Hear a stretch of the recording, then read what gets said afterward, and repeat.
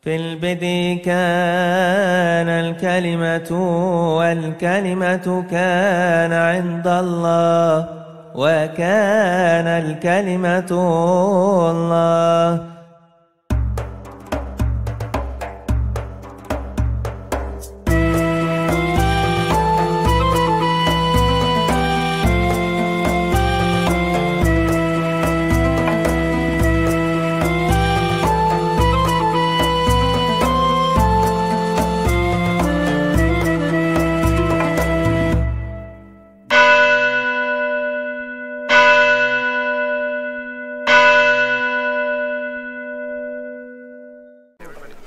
Salam. Saudara-saudara, sekarang kita berada di Kapadokia. Ada 3 bapak gereja yang sangat penting dalam formulasi ajaran tentang Tritunggal Maha Kudus. 3 orang itu semua berasal dari Kapadokia. Yang pertama adalah Gregorius dari Nazianzus dan saudaranya Gregorius dari Nisa yang bersahabat dengan seorang yang bernama Basilius Agung atau Basilius dari Kaisarea. Namun bukan Kaisarea di Israel, tapi Kaisarea di Kapadokia yang nama modern adalah sekarang kota Kaisar. Di tempat ini, apa yang penting bagi kita dalam formulasi yang dilakukan oleh ketiga trio dari Kapadokia ini. Pertama, pada waktu konsili Nikea tahun 325, sekalipun dari 318 bapak-bapak gereja yang hadir, itu sudah sepakat hanya 3 orang yang menolak, ya. Tetapi rumusan itu masih terus dipersoalkan oleh kelompok Arius. Jadi Arius sudah ekskomunikasi, di anatema, karena sudah 7 tahun kontroversi itu dilakukan, dialami. Tapi kesempatan untuk dia bertobat dari tanda kutip rumusan yang keliru itu sudah tidak ada lagi harapan. Bahkan kaum Arian waktu itu melakukan fitnah demi fitnah terhadap gereja. Dan sebagian dari fitnah kaum Arian itu masih kita lanjutkan sampai hari ini. Konsili Nisea itu seolah-olah aktornya Konstantin Agung, dan itu memaksakan dogma supaya terjadi kesatuan pada kekaisaran. Sebenarnya penuhanan Yesus itu tidak lain adalah kompromi dengan paganisme dan sebagainya dan sebagainya. Nah, pada konsili Nisea itu sudah digunakan kata ousia dan hypostasios. Memang salah satu problemnya itu adalah problem istilah. Kenapa? Problem terminologi, karena gereja itu mewarisi multilingual, mewarisi multibahasa. Paling tidak bahasa Ibrani, bahasa Aramaik, bahasa Yunani, dan Latin. Tapi yang berkembang setelah abad kedua, karena Yerusalem dihancurkan oleh Kaisar Hadrian, akibatnya gereja Yahudi itu tidak berkembang. Yang berkembang adalah gereja berbahasa Yunani dan berbahasa Aramaik. Yang bahasa Aramaik itu berkembang ke wilayah timur dan selatan, yang bahasa Yunani dan Latin berkembang ke arah barat. Penggunaan istilah-istilah itu mengalami pergeseran. Salah satu contoh, yang di konsili Nisea itu diperdebatkan tentang Kristus. Itu sesungguhnya digunakan kata-kata ousia. Apa artinya ousia? Ousa itu artinya ada. Jadi ousia itu artinya keberadaan. Bahasa Arabnya al-wujud, eksistensi. Tetapi di dalam Ibrani pasal 1 ayat 3 juga digunakan kata hypostasios. Misalnya begini, ia adalah cahaya kemuliaan Allah dan gambar wujud Allah. Itu bahasa aslinya ke karakter tis hypostasios auto. dan dia adalah gambar dari wujudnya sendiri. Jadi di sini maknanya masih wujud. Kristus itu adalah hipostasios, ya, dari Bapaknya. Karakter tis hipostasios auto, dari Bapaknya sendiri. Nah, jadi artinya apa? Hipostasios diartikan keberadaan atau substansi. Tetapi ousia juga diartikan keberadaan. Makanya di dalam Konsili Nisea itu ada penegasan. Kemarin waktu di kota Nikea kita sudah belajar. Pengakuan iman itu sesungguhnya disepakati dan itu tercantum dalam buku-buku sejarah gereja. Antara lain dalam buku yang ditulis oleh salah seorang yang hidup pada zaman yang sama, yaitu Socrates Scholasticus. Bukunya berjudul Historia Ecclesiastica, buku pertama pasal 8. Itu lengkap ditulis mulai dari pengakuan iman, yaitu pisteuman isena theon, ya, aku percaya kepada satu Allah, Patera, Bapa, Pantokratora, yang berkuasa atas segala sesuatu, baik yang kelihatan maupun yang tidak kelihatan, pencipta yang kelihatan maupun yang tidak kelihatan. Dan yang kedua, aku percaya akan satu Tuhan. Satu Allah itu menunjukkan satu sembahan, yaitu Shema Yisrael, ya. Satu Tuhan itu adalah the Lordship of Messiah, bahwa Mesias yang akan datang itu gelarnya Adonai menurut Mazmur pasal 110 ayat 1. Jadi ini jangan salah lagi. Gelar Tuhan bagi Yesus itu bukan maknanya ada Tuhan selain Allah, lalu dikait-kaitkan dengan lagunya Urmai Rama, la ilaha illallah, tiada Tuhan selain Allah. Bukan itu. Kristen percaya dengan itu. Karena dalam 1 Korintus pasal 8 ayat 4 itu clear sekali. O deis theos uteros eimeis. Dan tidak ada ilah lain kecuali Allah yang esa. Nah, saudara-saudara, di Konsili Nikea ditegaskan, percaya akan satu Tuhan, yaitu Yesus Kristus, satu-satunya yang diperanakkan dari Bapa. Diperanakkan ini artinya juga bukan beranak secara fisik, seperti kelahiran sebuah ide dari pikiran. Pikiran itu satu dengan seseorang, maka tidak perlu ibunya ide namanya siapa, ya kan? Tidak perlu anak tangga harus mencari ibunya tangga namanya siapa. Hanya orang primitif yang mempertanyakan hal-hal yang sifatnya religius dipahami dalam bahasa sehari-hari. Dan percayakan satu Tuhan, Yesus Kristus, Putra Allah, yang diperanakkan atau yang dilahirkan dari Bapa. Lalu di dalam Konsili Nisea itu ditegaskan, kalau dia dilahirkan dari Bapa, berarti asalnya dari Bapa. Maka ditegaskan bahwa putra atau firman Allah itu adalah ektis to ousia to patros. Jadi asalnya dari ousia to patros, dari wujudnya Bapa. Seperti pikiran saya muncul dari diri saya, maka pikiran saya keluar dari diri saya. Yesus katakan dalam Yohanes pasal 8:42, kalau kamu percaya Allah Bapamu, kamu mengasihi aku, sebab aku keluar dan datang dari Allah. Berarti Yesus itu berasal dari Bapa, bukan kemanusiaannya yang berasal dari Bapa. Kemanusiaannya berasal dari Bunda Maria. Maka dikatakan, terpujilah engkau di antara wanita dan terpujilah atau terberkatilah buah tubuhmu. Lukas pasal 1 ayat 42. Yesus secara manusia adalah buah rahim Maria, buah tubuh Maria.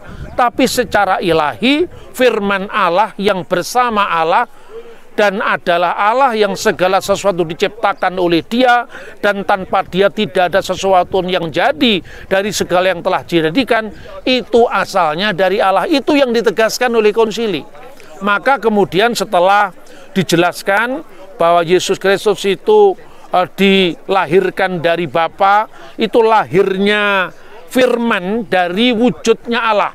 Jadi anak ini bukan Allah beranak secara fisik, lahirnya firman dari wujud Allah, atau Allah menyatakan diri melalui firman, sehingga Allah yang tidak kelihatan menjadi kelihatan lewat firman tadi. Maka barang siapa melihat aku, firman Allah, dia telah melihat Bapa. Lalu ditegaskan, karena Allah itu satu, asal-usul segala yang ada ini cuma satu-satunya keberadaan, yaitu Allah. Maka dari mana kalau yang ilahi tidak muncul dari yang ilahi? Maka dikatakan Allah dari Allah, terang dari terang, Allah benar dari Allah benar. Dilahirkan, tidak diciptakan. Karena lahirnya firman dari Allah itu bukan kreasio ex nihilo, bukan ciptaan dari tidak ada menjadi ada. Karena sebelum saya melahirkan gagasan saya, pikiran saya sudah ada dalam diri saya, bukan hal yang baru. Maka Yesus katakan, sebelum Abraham jadi, aku sudah ada. Aku sudah ada sebagai apa? Pada mulanya adalah firman. Firman itu bersama-sama dengan Allah, dan firman itu adalah Allah.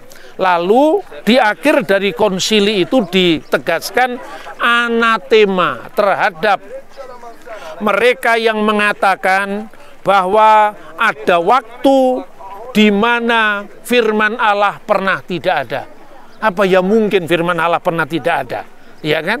Karena Allah menciptakan dengan firman-Nya, maka sejak semula Allah berkarya dengan firman-Nya dan roh-Nya. Itulah Tritunggal Maha Kudus. Orang Yahudi pun tidak bisa menghapus itu dari kitab suci. Karena apa? Bereshit bara Elohim et hasamayim ve et zaaret. Pada mulanya Allah Elohim menciptakan langit dan bumi. Weha aret dayeta tohua pohu, dan bumi itu belum berbentuk.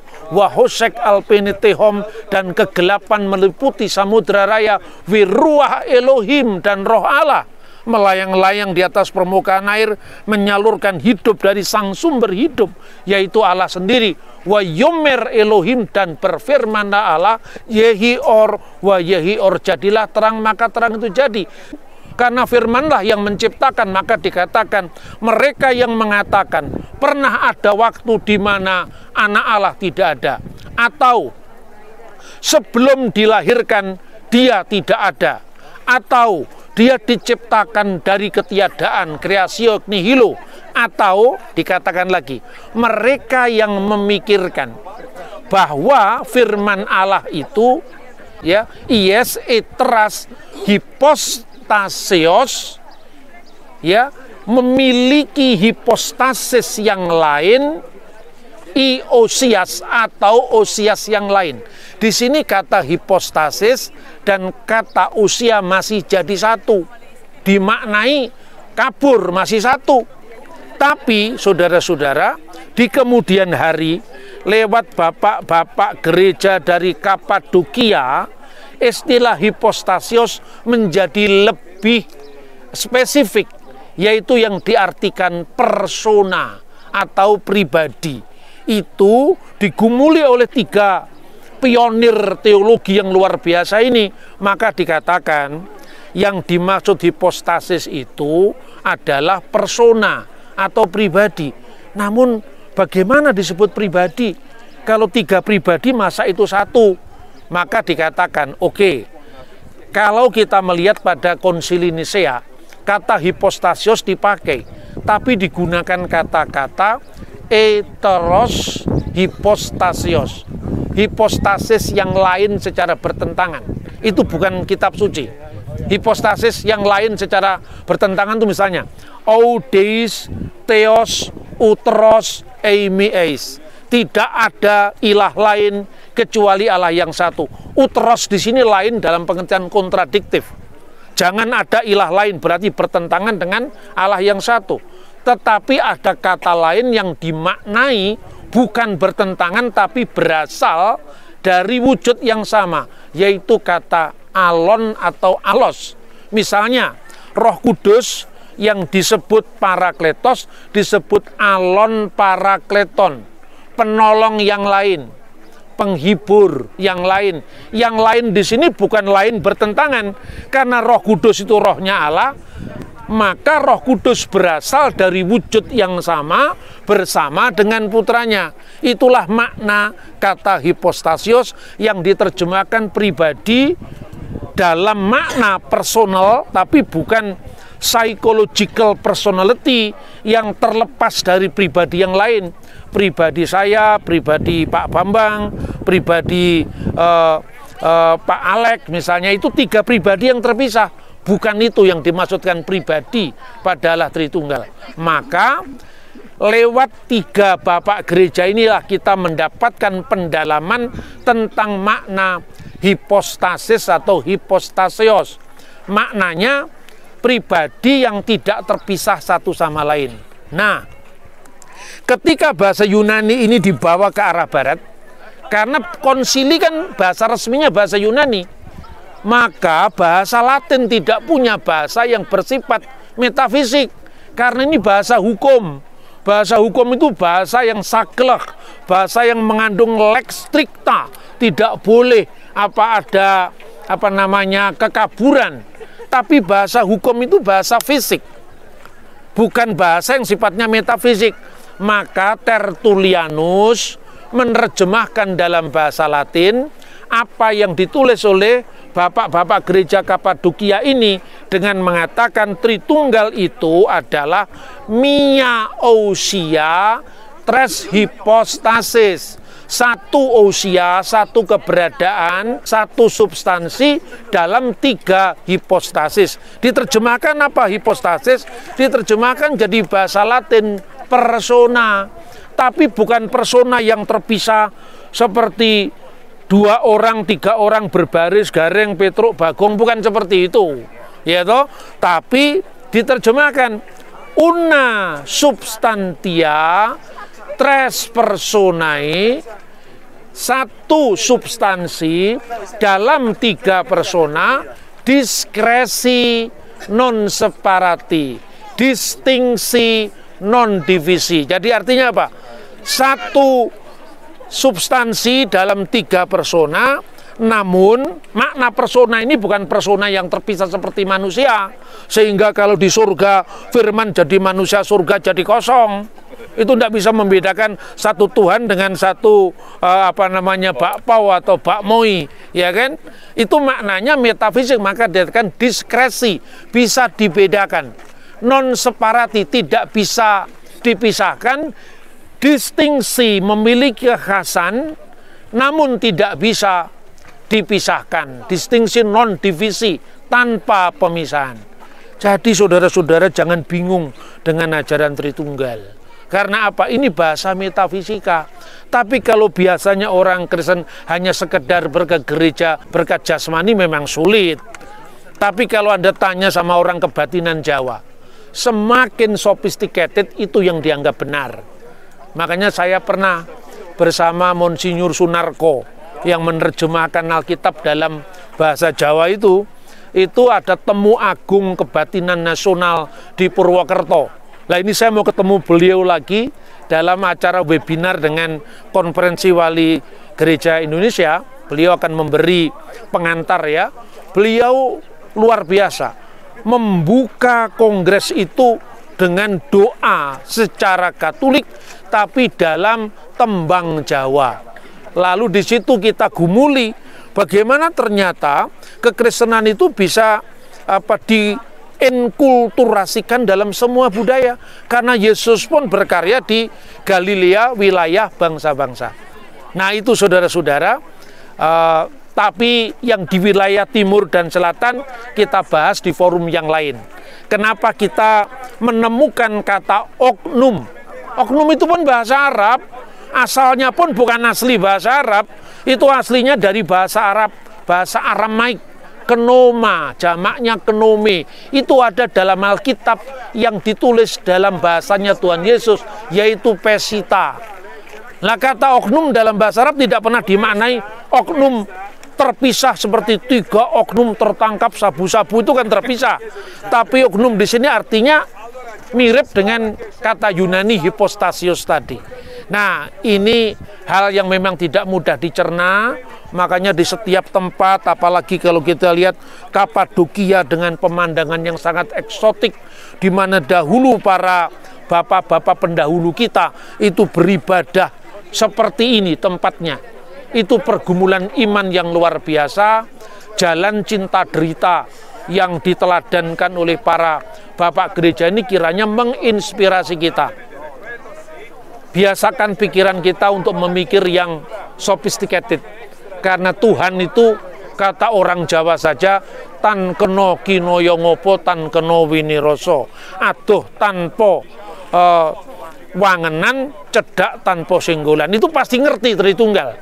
Tapi kalau gorongannya Tuhan tidak beranak, itu pasti nggak ngerti. Karena apa? Karena bahasanya terlalu fisik, bahasanya terlalu duniawi, bukan bahasa yang sifatnya rohani. Tuhan memberkati kita dari Kapadokia, dari bumi yang melahirkan 3 tokoh penting, yaitu 2 Gregorius dan 1 orang yang bernama Basilius Agung. Tuhan memberkati kita. Shalom alaikum bisem hamasya. Salam sejahtera di dalam Kristus.